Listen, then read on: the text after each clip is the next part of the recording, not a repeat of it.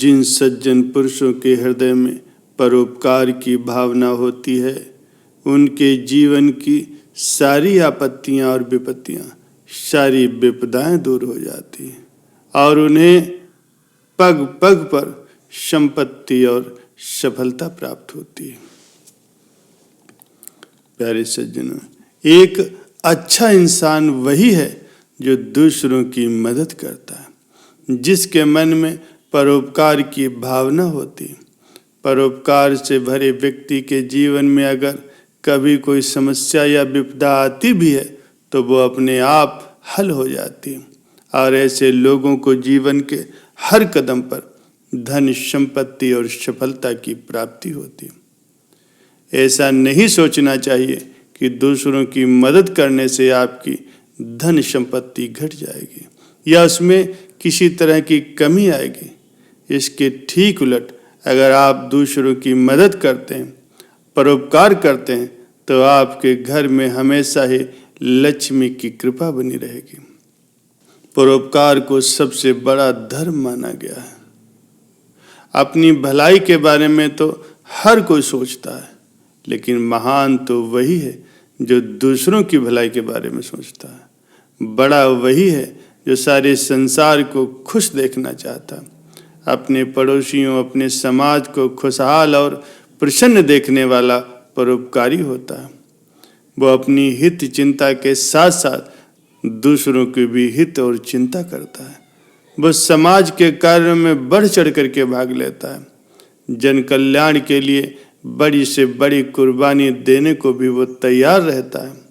परोपकार वो गुण है जिसे अपना करके व्यक्ति मानसिक सुख और संतुष्टि प्राप्त करता है। गोस्वामी तुलसीदास जी ने भी श्री रामचरितमानस में लिखा है कि परहित सरिस धर्म नहीं भाई, पर पीड़ा शम नहीं अधमाई।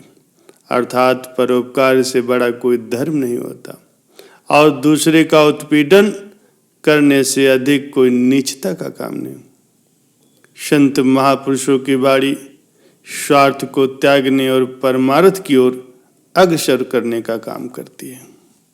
प्यारे सज्जनों, एक समय की बात है, किसी शहर में एक कुम्हार रहा करता था। घर में ही वो तरह तरह के मिट्टी के बर्तन बनाया करता था।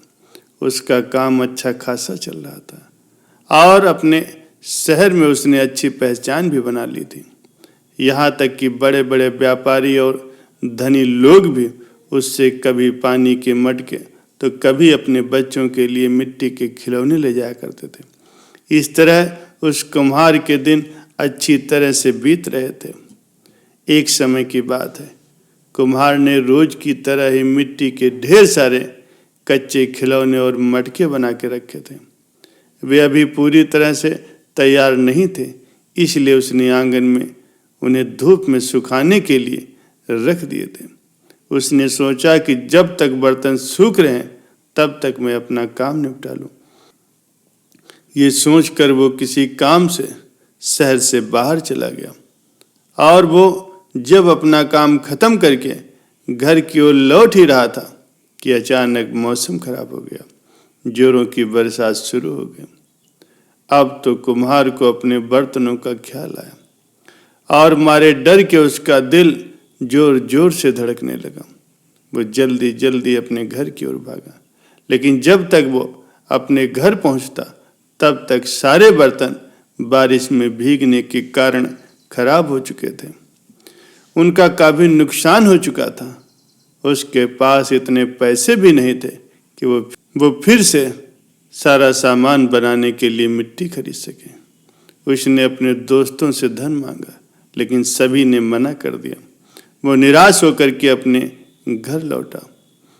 उस शहर से कुछ मील दूर एक गांव था जिसमें एक बड़े ही प्रसिद्ध साधु रहा करते थे।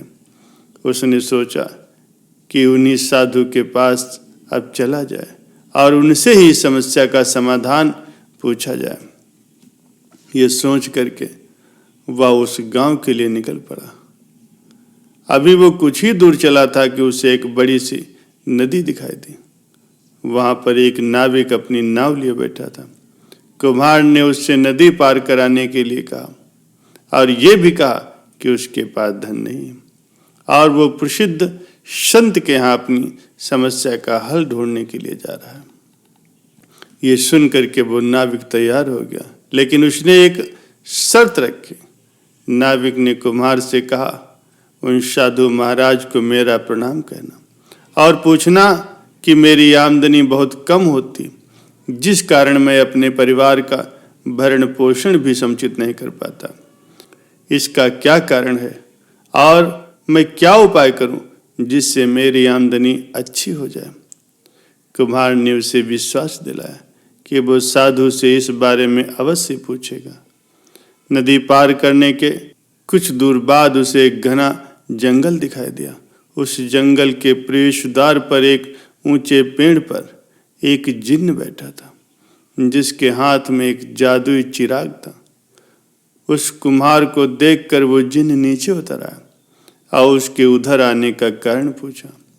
जिन्न को देखकर पहले तो वो कुम्हार डर गया, लेकिन डरते डरते उसने सारी बात उस जिन्न को बता दी।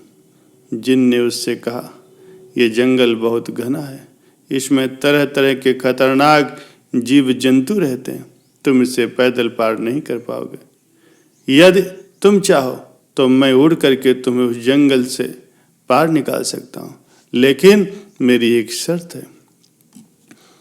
कुम्हार ने जिन्न से पूछा, तुम्हारी क्या शर्त है? जिन्न बोला, तुम साधु महाराज से पूछना कि मुझे मुक्ति कैसे मिलेगी। ये कह करके जिन्न ने उस कुम्हार को अपने कंधे पर बिठाया और जंगल को पार करा दिया। कुम्हार धन्यवाद देता हुआ वहां से चल दिया।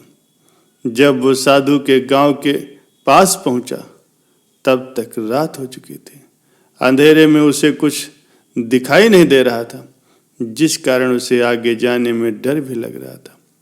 तभी उसे एक बड़ा सा मकान दिखाई दिया। मकान किसी धनी व्यक्ति का था।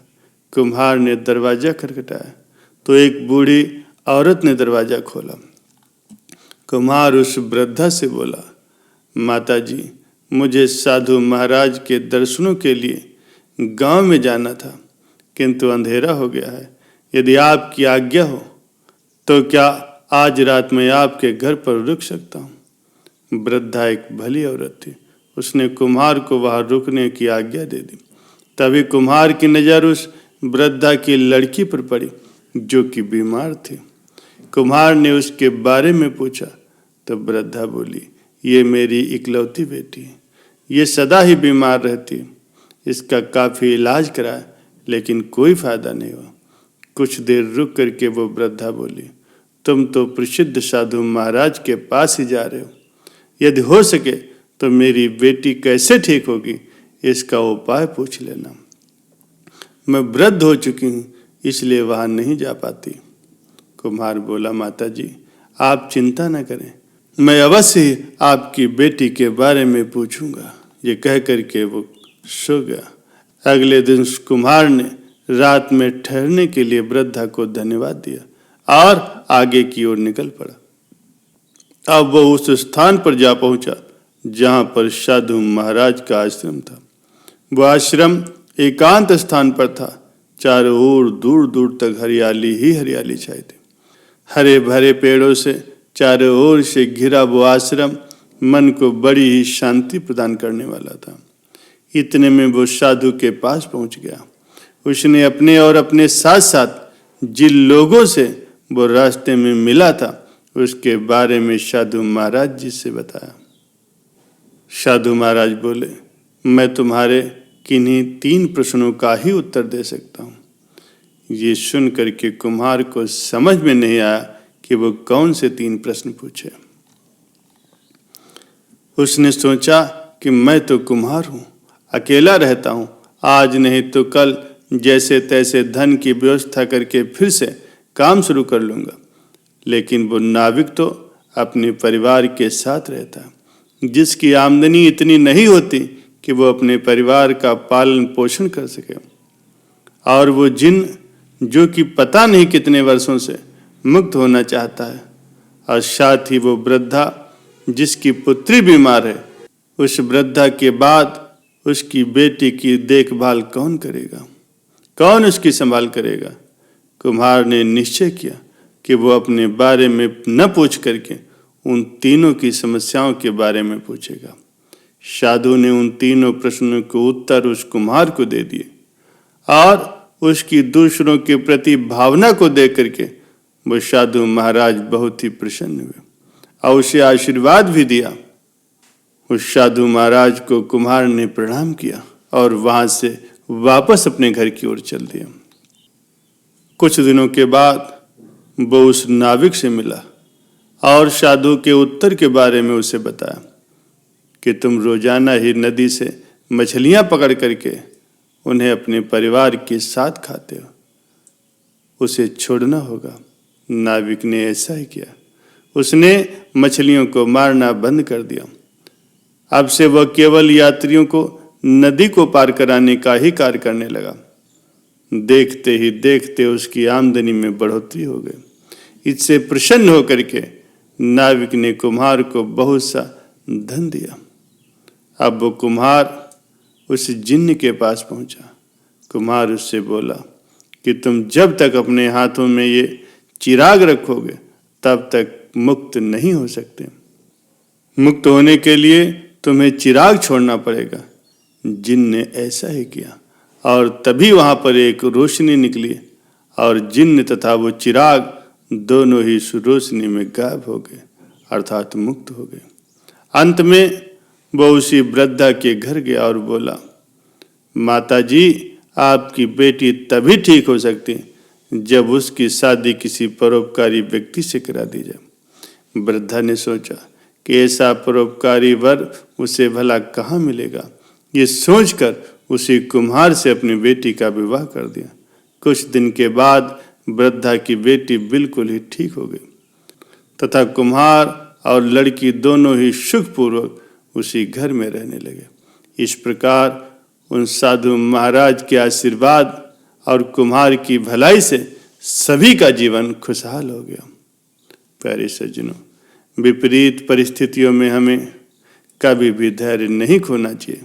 सदैव परोपकार ही करना चाहिए और हमेशा दूसरों की मदद करते रहना चाहिए।